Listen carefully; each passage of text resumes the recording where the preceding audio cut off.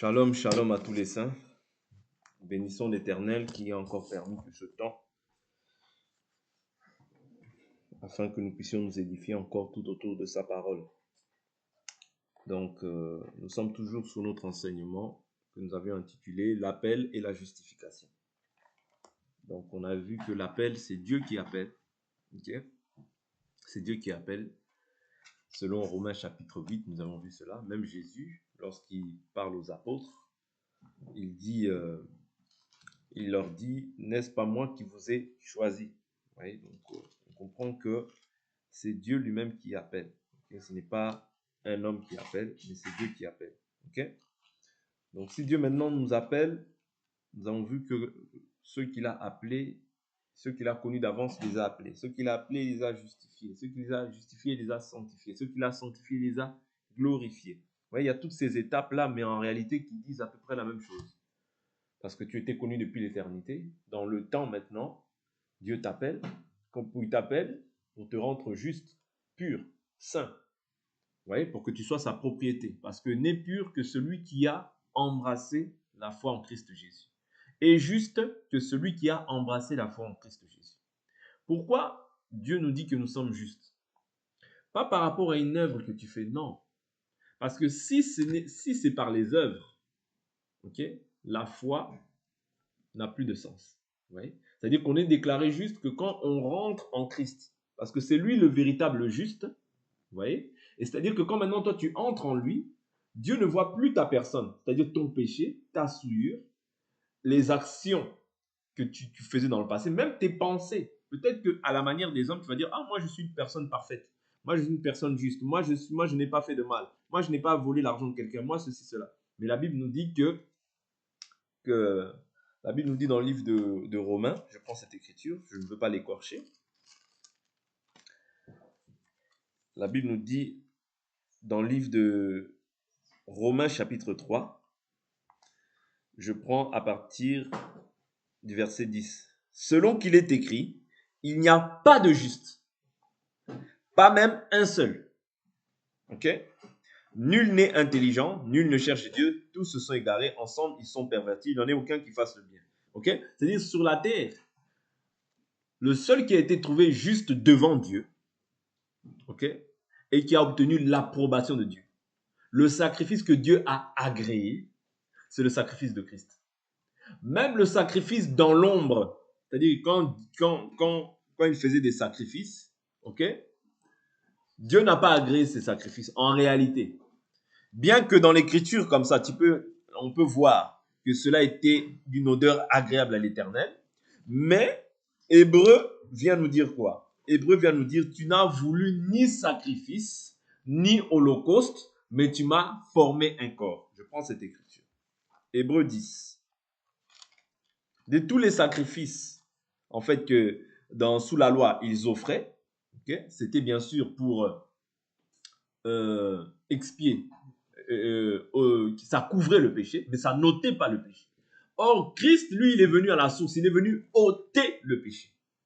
Voilà pourquoi la Bible dit que le Fils de Dieu est apparu afin de détruire les œuvres du diable. Mais sous la loi, la chose que cela faisait, ça couvrait le péché. Vous comprenez? C'est ça que le sang faisait sous la loi. C'est-à-dire qu'il couvrait le péché, mais il n'ôtait pas en fait le péché à la source. C'est-à-dire la source du problème était toujours récurrente.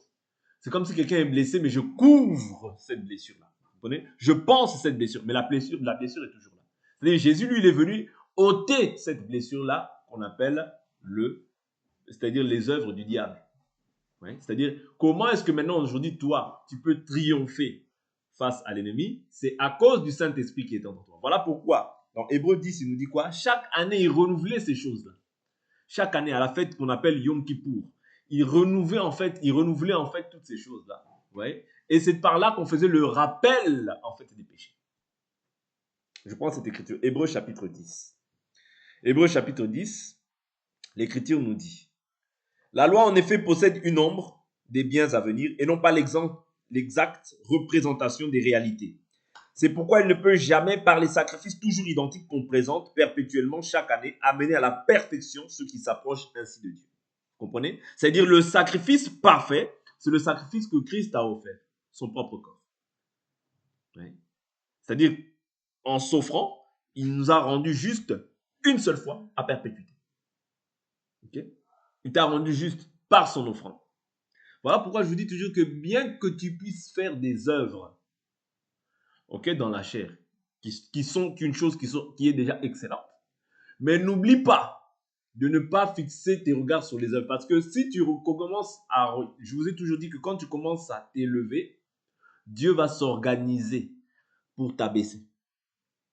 Fais des œuvres, mais mets toujours Dieu. C'est par la grâce de Dieu. Dieu m'a fait grâce. Dieu a permis que. Vous voyez, Dieu. C'est-à-dire, n'oublie jamais que tout ce que tu le fais à cause de Christ. Par rapport à Christ, pour Christ et en Christ. Parce que sinon, tes œuvres, elles sont semblables à un païen ou bien quelqu'un qui ne connaît pas Dieu, qui fait aussi des œuvres bonnes. Qui donne même peut-être tout son argent aux pauvres. C'est une bonne chose. Est-ce que c'est une mauvaise chose? C'est une bonne chose. Mais si tu n'as pas la foi, ouais, tu places en fait toutes ces choses-là, c'est-à-dire tu agis avec ton intelligence charnelle. Et comme tu agis avec ton intelligence charnelle, tu mets Dieu de côté. Quand tu mets Dieu de côté, tu veux te sentir juste par tes propres œuvres. Voilà pourquoi, dans tout ce que nous faisons, nous devons apprendre à mettre la croix au centre de tout ce que nous faisons. C'est-à-dire, quand je parle de la croix, je parle de Christ. Je ne parle pas d'une croix physique. OK? Parce que nous n'avons pas apporté des croix physiques. On ne peut pas faire de représentation de ce qui est dans les cieux, sur la terre ou sous la terre. Vous comprenez? Les signes, on appelle ça les signes ostentatoires. Moi, je ne peux pas mettre un signe de croix qui représente Dieu. Non. D'ailleurs, Jésus n'est plus à la croix. Oui. Il a été élevé à la droite du Père et il intercède pour nous. Vous comprenez? C'est-à-dire qu'aujourd'hui, quand tu mets une croix comme ça, c'est de l'idolâtrie. Parce qu'on ne peut pas faire une représentation de quoi que ce soit. Okay? Étant des enfants de Dieu, on ne peut pas représenter Dieu par un symbole quelconque, un poisson, une grenouille, ceci ou cela. On ne peut pas. Un enfant de Dieu ne peut pas faire de représentation. Okay? Un oiseau. Beaucoup de gens montrent le Saint-Esprit comme si c'était un oiseau. C'est une abomination que les gens font. Oui? Tu ne peux pas faire de représentation. Okay? Donc c'est très important. Je continue. Je suis au verset 2. Sinon, n'aurait-on pas cessé d'en présenter, puisque ceux qui rendent ce culte auraient été purifiés une fois pour toutes et n'auraient plus eu aucune conscience de leurs péchés. Mais par ces sacrifices, on rappelle chaque année le souvenir des péchés. C'est ce que je vous ai dit tout à l'heure. Car il est impossible que le sang des taureaux et des boucs ôte les péchés. C'est pourquoi, en entrant dans le monde, le Christ dit, tu n'as voulu ni sacrifice ni offrande, mais tu m'as formé un corps. Tu n'as agréé ni holocauste ni sacrifice pour le péché. Alors j'ai dit, voici je viens. Dans le rouleau du livre, il est écrit à mon sujet pour faire, ô Dieu, ta volonté. Il dit d'abord, tu n'as voulu et tu n'as agréé. Tu n'as voulu et tu n'as agréé ni sacrifice, ni offrande, ni holocauste, ni sacrifice pour le péché, qui cependant sont offerts selon la loi. Puis il dit, voici je viens pour faire ta volonté. Il abolit donc le premier culte pour en établir un second. C'est en vertu de cette volonté que nous sommes sanctifiés. Vous voyez, c'est ce que je vous ai dit, c'est-à-dire que tu es sanctifié. Sanctifié veut dire être pur, mis à part. Oui. Mais tu es aussi justifié. Justifié, c'est-à-dire que c'est l'action de justifier quelque chose ou quelqu'un. Par exemple, un avocat, lorsqu'une personne a commis plusieurs fautes, okay, lui, son rôle, ça va être de justifier cette personne. C'est-à-dire de faire passer cet homme-là comme si il n'avait pas commis ces actions. Vous comprenez? C'est-à-dire qu'il va jouer le rôle d'un intercesseur. Oui. Voilà pourquoi Christ est aussi notre avocat. Okay? L'Écriture nous dit aussi qu'il est notre avocat.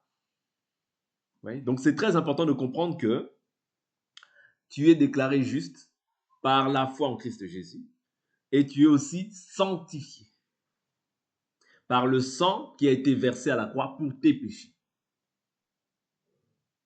Voilà pourquoi l'Écriture nous dit dans le livre d'Ésaïe, la justice de l'homme est comme un vêtement pollué devant Dieu. C'est-à-dire que quand l'homme apporte sa propre justice, d'ailleurs, l'Écriture nous dit que la justice de l'homme, voyez? Non, ça c'est la colère de l'homme, n'accomplit pas la justice de Dieu. Vous voyez? Donc, quand toi, tu ramènes ta propre justice, quand toi, tu commences à croire que tu es juste, tu vas être comme Job. Vous voyez? Job, oh, je suis juste, je suis juste, je suis juste, je suis juste. Dieu l'a confondu. Pourquoi? Pour lui montrer qu'il n'y a qu'un seul juste, c'est Dieu. Il n'y a qu'un seul juste, pas d'autre, c'est Dieu. Et le seul que Dieu a agréé comme étant juste, c'est Christ. C'est-à-dire c'est lui-même. Parce que Dieu ne partage pas sa gloire avec un homme, ni son honneur avec les statues. Ok? Donc, il dit, c'est en vertu de cette volonté que nous sommes sanctifiés par l'offrande du corps de Jésus-Christ une fois pour toutes. Est-ce que vous comprenez? Une fois pour toutes. C'est-à-dire, quand tu as accepté la foi, ne crois pas que demain tu seras encore sanctifié. Non. Dès lors où tu as accepté la foi, tu es sanctifié une fois pour toutes. C'est fini. C'est-à-dire, même quand tu commets une action, cela n'enlève pas la sainteté qui est en toi. Cela n'enlève pas le fait que Dieu t'a déjà justifié. Parce que tu vas voir des gens, quand ils voient une personne qui commet un péché, ils pensent que parce qu'il a commis ce péché, Dieu c'est fini. Non, faux. Ça, c'est un faux évangile. Parce que l'évangile nous dit qu'il nous a scellé du sceau du Saint-Esprit. Et ce qui constitue le gage de notre héritage. C'est-à-dire que quand Dieu pose un acte, il ne s'en repent pas. Bien qu'une personne peut manifester une œuvre dans la chair.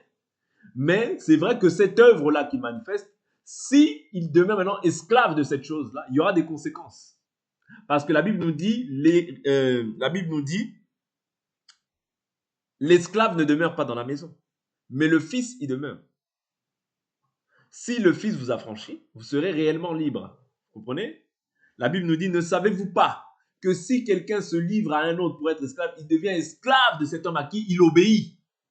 Vous comprenez? C'est-à-dire que si toi tu obéis à tes convoitises, tu deviendras aussi esclave de ces convoitises. Et l'esclave, c'est ça qui met, c'est-à-dire le péché en réalité. Quand je parle de l'esclave ici, je ne parle pas d'un esclave physique, mais quelqu'un qui est esclave d'un péché quelconque.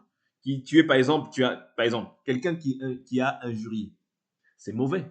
Quelqu'un qui a volé, c'est mauvais. Nous condamnons cela. Vous comprenez? Mais maintenant, il peut arriver qu'une personne bronche, parce que la Bible nous dit nous bronchons tous d'une manière ou d'une autre. Si quelqu'un ne bronche pas, c'est un homme parfait. Ok? Mais maintenant, tu ne peux pas te livrer à ces choses-là. C'est ça la différence. Mais s'il arrivait que tu aies manifesté, tu vois, une œuvre qui n'est pas à la gloire de Dieu, repens-toi et pratique tes premières œuvres. Parce que si tu te livres à ça, ça dit tu t'abandonnes à ça. Or, la Bible nous dit un enfant de Dieu ne pêche pas. Pourquoi nous ne péchons pas? Parce que ce n'est pas la nouvelle nature que nous avons revêtue. C'est-à-dire que toi, tu as revêtu une nouvelle nature, une nature de sainteté, comme nous avons vu. Tu es déclaré juste. Mais quand tu es déclaré juste, ce n'est plus pour que tu ailles vivre maintenant comme tu vivais autrefois. Vous comprenez? Tu es déclaré saint, c'est-à-dire mis à part. Parce que dans le monde dans lequel nous sommes, la Bible dit Dieu a tant aimé le monde qu'il a donné son Fils unique. Le don, c'est ça. C'est-à-dire le don maintenant vient habiter en toi pour que toi maintenant tu sois distingué. Afin que quiconque là, c'est la partie que Dieu maintenant a mise à part pour que le nom de Dieu soit maintenant invoqué sur leur vie. C'est-à-dire qu'au travers de nous, des saints partout dans le monde, qu'on puisse voir Dieu. Et que le monde maintenant, par nous, nous soyons maintenant un jugement pour le monde. C'est-à-dire Dieu veut t'utiliser comme une lumière pour le monde. Mais s'il s'avère que maintenant le monde se trouve en toi, c'est là où maintenant Dieu va s'en prendre à toi. Parce que la Bible dit, car le nom de Dieu est blasphémé à cause de nous parmi les païens. Et Dieu ne permettra pas. Dieu l'Écriture dit quoi? Dieu ne considère pas le coupable pour innocent. Oui. C'est-à-dire, Dieu ne considérera pas le coupable pour innocent. C'est-à-dire, quand toi, tu commets un acte qui est injuste, Dieu ne va pas le considérer comme étant juste. Non. Oui. C'est-à-dire que Dieu te jugera en fonction des actes que tu as posés. Voilà pourquoi Dieu par l'apôtre Paul, nous dit, soyez dignes de ce nom. C'est-à-dire, marchez d'une manière digne du Seigneur pour le plaire à tous égards. C'est-à-dire, moi maintenant, étant justifié, étant appelé et justifié, je dois faire le bien et le poursuivre. Ouais, c'est-à-dire, je ne sais pas que j'ai fait le bien hier, demain, aujourd'hui, demain, après-demain, et après-demain, je me fatigue. Non, je fais le bien et je poursuis. Parce que c'est une marche où nous devons aller de progrès en progrès, de gloire en gloire, de succès en succès avec le Seigneur. Je ne peux pas commencer à faire le bien et m'arrêter en chemin. Non, tu n'as pas compris la raison pour laquelle tu as été justifié. Si tu es juste, tu dois poursuivre la justice. Oui? La justice, on la poursuit. Ok? Mais si tu t'arrêtes en chemin, oui, tu vas maintenant commencer à... Parce que, souvenez-vous, moi je vous dis toujours ces choses-là. Quand tu abandonnes une voie, c'est poursuivre une autre voie. Je prends une écriture qui me vient à l'esprit. Plusieurs abandonneront la foi pour s'attacher à des esprits séducteurs et à des doctrines des démons. C'est-à-dire l'homme est constitué pour s'attacher à quelque chose. L'homme quittera son père et sa mère et s'attachera à sa femme. Vous voyez? C'est-à-dire tu quittes quelque chose pour t'attacher toujours à autre chose. Je prends encore une troisième écriture qui me vient à l'esprit. Lorsqu'on voit Orpa, Ruth, on voit Orpa et Orpa qui retourna à son peuple et à ses dieux. Vous comprenez? C'est-à-dire que l'homme est constitué pour s'attacher à quelque chose. Soit sur les choses d'en haut, soit sur les choses d'en bas.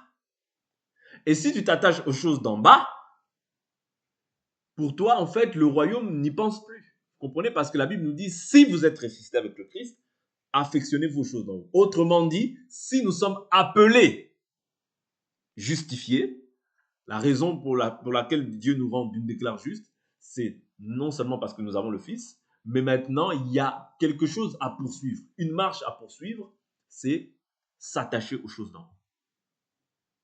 Parce que la Bible nous dit que celui qui est juste, ouais, soit encore juste. Que celui qui est saint se sanctifie davantage. Mais que celui qui se souille aussi, qu'il se souille davantage. Vous comprenez? C'est-à-dire qu'il y a une marche à poursuivre. C'est ça qu'on appelle la marche de la sanctification. Ok? Tu as été justifié non pas pour être comme tout le monde. Il faut savoir que maintenant tu es la propriété de Dieu. Voilà pourquoi quand toi tu fais le mal, Dieu va s'en prendre à toi. Pourquoi? Parce que maintenant le nom de Dieu est invoqué sur ta vie.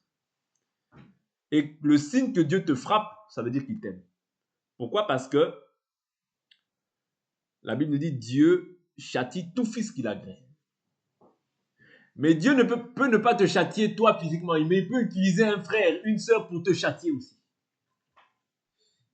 Parce que la Bible nous dit quoi? Que le juste me frappe, c'est de l'huile sur ma tête. Vous comprenez? C'est-à-dire quand le juste te frappe, te reprend, ne te dis pas, non, il n'y a que Dieu. Non, ça c'est un faux évangile.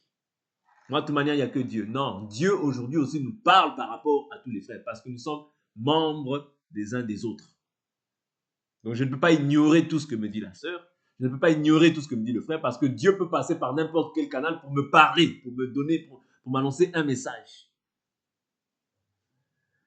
Parce que la Bible nous dit que dans cette dispensation, Jérémie 31, 31, vous voyez, nul n'enseignera son prochain, mais tous seront enseignés de Dieu, du plus petit jusqu'au plus grand.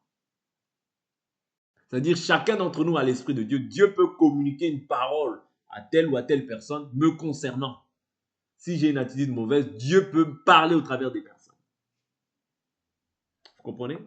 D'où il est important d'être aussi sensible, ok? Sensible aux paroles des uns et des autres. C'est-à-dire entendre la voix de Dieu. Ouais. Par la personne. Parce qu'au jour d'aujourd'hui, on arrive dans une génération où les gens sont devenus un peu très extrémistes avec les femmes. Comme si Dieu ne pouvait pas utiliser une femme pour parler. Vous voyez? Dieu ne peut pas parler par la bouche d'une femme parce que l'Écriture dit « Je ne permets pas à la femme d'enseigner ». Donc Dieu ne peut pas, c'est-à-dire te parler par la bouche d'une femme. Si, Dieu peut tout. Dieu peut te parler par ta femme. Dieu même peut te parler par tes enfants. Dieu peut utiliser n'importe quel moyen pour te parler, pour te ramener à la repentance s'il y a lieu de te repentir. Vous comprenez? Donc c'est très important de comprendre que quand tu es appelé, tu es justifié, c'est-à-dire que tu dois poursuivre maintenant une marche. Ouais, une marche. Et cette marche-là ne peut pas te détourner en fait de la voie royale. Parce que nous avions lu Ésaïe 35, je crois, où il dit que nul impur n'y passera. Ouais. Même les insensés ne pourront pas s'égarer de cette voie. Ça veut dire que quand quelqu'un s'égare de cette voie, il n'était pas prédestiné à ces choses. Parce que je vous ai toujours dit que quand tu t'égares, Dieu doit, si tu es son fils, Dieu doit te châtier. Les châtiments qu'il va t'envoyer, c'est pour te faire revenir. Vous voyez quand Israël se détournait de la volonté de Dieu, Dieu les châtiait, il les châtiait, il les châtiait, au point où les femmes pouvaient commencer maintenant à manger leurs enfants. Ouais. Ça, c'était en fait des choses qui étaient sous la loi, ouais, qui démontrait, c'est-à-dire quand le peuple, quand vous verrez ça, ça veut dire que le peuple s'est détourné, c'est-à-dire l'adoration n'est plus en fait vers le véritable Dieu, mais c'est tourné vers les idoles. C'est-à-dire ça, c'est un point qui montre que non, non, non, celui-là n'est plus avec Dieu. Ce peuple-là n'est plus avec Dieu. Voilà pourquoi nous aujourd'hui, si nous voyons quelqu'un s'égarer, il ne lui arrive jamais le mal, aucun malheur ne l'atteint. Non, c'est qu'il n'est pas de Dieu. Parce que quand tu t'éloignes de la volonté de Dieu, on voit l'exemple du fils prodigue. Il s'éloigne de la volonté de Dieu parce qu'il est appelé. Il est appelé à être comment? À être juste parce qu'il a été justifié. Oui? Il a été sanctifié par le sang de l'agneau. Nous sommes d'accord. C'est-à-dire que quand Dieu maintenant prend maintenant ton corps comme étant sa propriété, il en est aussi jaloux. C'est-à-dire qu'il doit conserver aussi l'esprit qui habite en toi. Okay? Par la parole, par la prière, par la vie de sainteté. Vous voyez? Sinon, cette même maison va être détruite. Et comment cette maison elle est détruite? Par le péché. Tout simplement. Ouais. Tout simplement. Je vous prends souvent cette image. Sambala, Tobia. Ils disent, oh, qu'ils construisent. Un renard s'élancera et il créera une brèche. C'est-à-dire, l'ennemi attend quoi? Qu'il y ait une brèche. Parce que la brèche, c'est ça qui permet à l'adversaire ou à l'ennemi de pouvoir entrer. S'il n'y a pas de brèche, l'adversaire ne peut pas entrer. De même aussi, toi, voilà pourquoi la Bible dit, ne donnez pas l'avantage au diable. Car nous n'ignorons pas ses desseins. C'est-à-dire, le diable a des desseins dans ta vie. Mais il attend qu'il y ait une brèche pour pouvoir entrer. Mais comme la maison, en fait, grandissait, vous voyez, maintenant, ils cherchaient d'autres stratégies, d'autres moyens par lesquels ils auront pu maintenant détruire cette maison. Mais cette maison a été bâtie, malgré toutes les tentatives que l'ennemi a essayé de manigancer pour pouvoir détruire cette maison. Vous comprenez? Simplement pour vous faire comprendre que quand tu es appelé et justifié, c'est afin que tu puisses manifester la vie de Dieu. Qu'au travers de toi, le monde voie Dieu. Qu'au travers de ton comportement, le monde voie Dieu. Parce que maintenant, tu es comme le reflet de Dieu. Vous comprenez? Voilà pourquoi je vous prends souvent cette écriture. Luc 17, 21 nous dit quoi? Luc 17, 21 nous dit quoi? On ne dira plus le royaume des cieux est ici ou il est là, car le royaume des cieux est au-dedans de vous. Ça veut dire au-dedans de toi, il y a toute la présence de Dieu.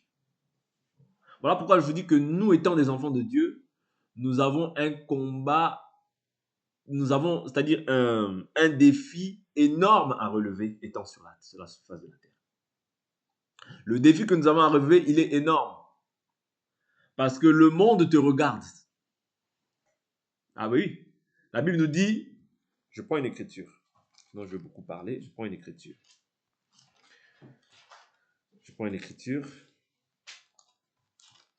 qui va nous aider.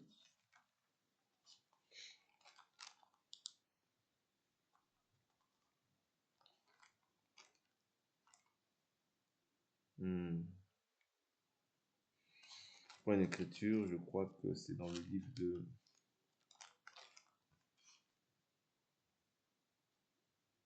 Voilà. Je suis dans le livre de Éphésiens chapitre 3. Éphésiens chapitre 3. Éphésiens chapitre 3. Je prends à partir du verset... Je prends à partir du verset 5.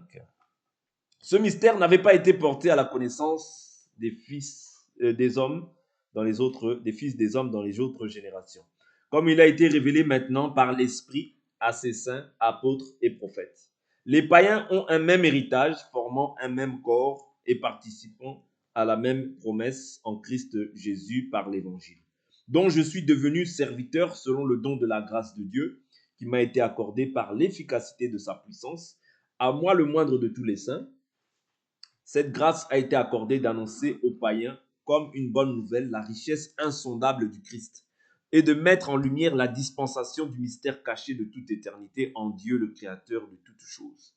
Ainsi, désormais, c'est là que c'est intéressant, les principautés et les pouvoirs dans les lieux célestes connaissent par l'Église la sagesse de Dieu dans sa grande diversité, selon les desseins éternels qu'il a réalisés par le Christ Jésus, notre Seigneur, en qui nous avons par la foi en lui la liberté de nous approcher de Dieu avec confiance. Oui? Donc, c'est très important de comprendre que l'Église a une responsabilité à la face de la terre. L'Église en tant que les bergers, mais l'Église aussi en tant que les disciples, tout disciple. Parce que tout disciple accompli doit être comme son maître. Okay?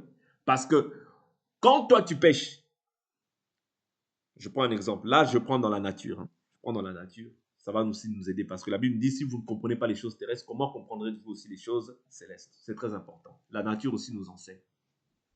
Dans la nature, je prends un enfant qui est impoli, un enfant qui est débauché, cupide, adultère. Ça c'est un enfant, c'est-à-dire il a ses parents, mais c'est un enfant. On dira quoi? Mais où sont ses parents? Comment est-ce que ses parents lui permettent d'agir de la sorte? Ses parents ne lui disent rien. Vous comprenez? C'est-à-dire que l'injure, c'est-à-dire que quand un enfant se comporte de la sorte, celui qui est injurié, c'est son père. Parce qu'au travers du comportement de l'enfant, on voit le père. Vous comprenez? C'est aussi simple que ça. Si on comprend cela, on comprendra que péché, en fait, tu insultes le nom de Dieu. Ouais. Parce que le péché, c'est blasphémer contre Dieu en réalité. Tout péché, en réalité, c'est un blasphème. Tu blasphèmes, tu insultes le nom de Dieu de par ton comportement. Voilà pourquoi si on est conscient de ce que Dieu, de l'œuvre que Dieu a accomplie pour nous, on ne va pas beaucoup te prêcher sur le péché. Non. C'est-à-dire que tu auras la conscience de non, moi je ne peux pas faire ça. Parce qu'en agissant ainsi, ce n'est pas moi seulement qu'on taxe, qu'on pointe sur le doigt, mais c'est mon Père qui est en moi. Quand ici je parle du Père, je parle de Dieu. De même aussi l'enfant, dans la chair comme ça. Quand il désobéit à ses parents, quand il est impoli, quand il se comporte mal, vous voyez, sur qui ça tombe, sa mauvaise attitude? Sur ses parents. Parce que il est le fruit, c'est-à-dire il est le fruit il est le fruit de l'entraille des parents. En fait. Ouais, il est le fruit d'une relation amoureuse, de l'union des parents. Vous comprenez? C'est-à-dire que l'injure ne retombe pas sur l'enfant, mais directement sur les parents. Ouais. Voilà pourquoi si nous comprenons même les choses terrestres, nous aurons de la facilité à comprendre les choses célestes. Voilà pourquoi les trésors que nous avons, la grâce que Dieu nous a faite, la grâce est trompeuse. La grâce peut être une bénédiction si tu comprends la grâce, mais la grâce peut aussi devenir maintenant, c'est-à-dire la grâce aussi peut te combattre. Si maintenant, toi, tu te méconduis vis-à-vis de cette grâce. Oui. Voilà pourquoi la Bible nous dit, si quelqu'un se sanctifie, il sera un vase d'un usage noble. Oui. Si quelqu'un se sanctifie, c'est-à-dire Dieu émet une condition. Si tu ne te sanctifies pas, tu ne seras pas un vase d'usage noble. Vous comprenez? Quand on voit le cas d'Israël, le fait qu'ils ne se soient pas sanctifiés, Dieu les a méprisés. Dieu a envoyé les malédictions. Ce qui a été, c'est ce qui est, c'est ce qui sera. Il n'y a rien de nouveau. Dieu agira aussi de la même manière si toi aussi, dans l'ère de l'Église, tu te comportes ainsi. Parce qu'en agissant ainsi, oui, tu blasphèmes, c'est-à-dire tu permets aux païens de faire blasphémer le nom de Dieu. Eux aussi les chrétiens, voici. Eux aussi les chrétiens, voici. Vous voyez, déjà aujourd'hui, nous voyons beaucoup de scandales. Voilà pourquoi la Bible nous dit, il est inévitable qu'il y ait des occasions de chute. Mais malheur à celui par qui vient l'occasion de chute. Vous comprenez? Ça veut dire que Dieu prononce le malheur pour celui qui commet l'occasion de chute. Pourquoi? Parce que le comportement qu'il affiche est en scandale, est en horreur déjà aux païens. Mais à cause de ça, le nom de Dieu est blasphémé. Voilà pourquoi aussi même naturellement, quand un enfant dans la chair comme ça, ton enfant dans la chair, il fait le mal, tu dois le châtier. Vous comprenez? Quand un enfant se livre à la débauche, tu dois le châtier, appliquer toute la rigueur pour qu'il revienne sur la voie. C'est-à-dire, tant qu'il ne revient pas sur la voie, tu dois aussi être un mur avec lui. C'est-à-dire, tu dois lui résister. Pourquoi? Parce que c'est comme ça aussi que Dieu agit envers nous. C'est-à-dire, Dieu résiste aux orgueils, mais il donne sa grâce aux hommes. C'est-à-dire que toi, si tu as un enfant aussi dans la chair, qui veut résister à l'ordre que Dieu a établi, c'est-à-dire à ton autorité, tu dois aussi lui résister. Vous voyez? Parce que la Bible nous dit, enfants, obéissez en tout à vos parents. Cela est bon devant le Seigneur. De même, nous aussi, nous devons obéir à tout, à Christ. Nous qui sommes enfants de Dieu, nous devons nous efforcer à obéir à Christ. Même si cela, des fois, est contraire à notre volonté, mais nous le faisons afin que Dieu soit glorifié dans nos vies. Parce que j'ai été appelé et je suis rendu juste à cause de lui. Je ne peux pas prendre son nom quand ça m'arrange et rejeter son nom quand ça ne m'arrange pas. Non. Ça, ce n'est pas aimer. Or, l'Écriture dit, tu aimeras d'abord Dieu de tout ton cœur. De tout ton cœur, c'est quoi? C'est pas, oh, mon cœur là que vous voyez qui est en train de battre. Non. De tout mon cœur, ça veut dire que cette parole doit habiter dans mon cœur déjà. C'est-à-dire cette parole. Oui. Cette parole, c'est-à-dire c'est cette parole que je dois conserver. De toute ma pensée, de toute ma force. Ça veut dire avant toute chose, je place Dieu. Donc ne me dis pas, non, ça c'est pas la parole. Non. Tout ce que je fais, je dois le faire d'abord selon la parole. Parce que je suis rendu juste aujourd'hui. Je ne peux pas profiter en fait du nom de Dieu et ne pas obéir à ce que Dieu me demande de faire. C'est-à-dire, j'aime Dieu quand il y a Covid, j'aime Dieu quand il y a tout plein de choses qui sont... Quand Dieu nous protège, là j'aime Dieu, là je dis Amen, Amen, Alléluia. Mais quand le Seigneur me dit maintenant, l'heure est maintenant est venue, il faut manger la chair et boire le sang, vous voyez, là, je pars. Je n'aimais pas Dieu de tout mon cœur, vous comprenez? Ici, quand je parle de manger la chair et boire le sang, comprenez, hein, c'est un langage que j'emploie simplement pour nous faire comprendre que dans les choses difficiles aussi, je dois aimer Dieu. Dans les choses faciles aussi, je dois aimer Dieu. C'est-à-dire, il n'y a pas un cas qui me permet d'aimer Dieu plus qu'un autre cas. Non. Dieu, tu l'aimes parce que tu sais que c'est lui qui t'a aimé le premier, en t'accordant la vie éternelle. Personne, même ton père, ta mère, personne ne pourra t'accorder la vie éternelle. Voilà pourquoi tu dois l'aimer d'abord, lui, de tout ton cœur. Même si cela doit créer des conflits, reste dans la parole. Même si cela doit créer des divisions, reste dans la parole. La parole a toujours raison. Quand toi, tu vas élever la parole va aussi t'élever au-dessus de tes adversaires. Mais quand toi, tu vas mettre un homme à la place de cette parole, je te dis, la parole aussi va te dévaloriser. Parce que Dieu, n'oubliez pas qu'il est le Dieu de tout esprit et de toute chair. Et quand Dieu est favorable aux voix d'un homme, même si les gens étaient 1 milliard, Dieu va les confondre. Quand Dieu est favorable aux voix d'un homme, qu'est-ce qu'il fait? Il dispose même ses ennemis à la paix avec lui. C'est ceux qui t'ont essayé, il dispose maintenant à la paix avec toi. Parce qu'il est favorable à tes voix. Voilà pourquoi restons attachés à la parole. Tu as été appelé, tu as été rendu juste. C'est afin que Dieu soit glorifié. N'oublie pas que cette même grâce peut devenir aussi maintenant un jugement aussi pour ta vie. Parce que la parole, c'est une épée à double tranchant. Vous comprenez? Elle vient pour justifier. Elle vient aussi pour condamner. Amen. Donc, restons sur le chemin étroit pour bénéficier de la vie éternelle qui nous a été réservée. Je vous dis toujours, Dieu nous aime, mais son amour n'est pas sans sa justice. Parce que avant tout, Dieu est saint. Et la sainteté implique aussi le fait de demeurer juste dans tes voies. Recherchez le royaume des cieux et sa justice, et tout le reste vous sera donné par-dessus. Ça n'existe pas un salut sans justice. Si tu n'es pas juste dans tes voies, le salut s'éloigne de toi. Parce que tu as été appelé, justifié pas à cause de tes œuvres, mais à cause de Christ. Car c'est lui qui est le rémunérateur et le consommateur de notre foi. Amen. Nous devons comprendre ces choses-là. Je suis juste, je dois conserver maintenant la justice. Conserver ma vie de sanctification. Conserver la crainte de Dieu.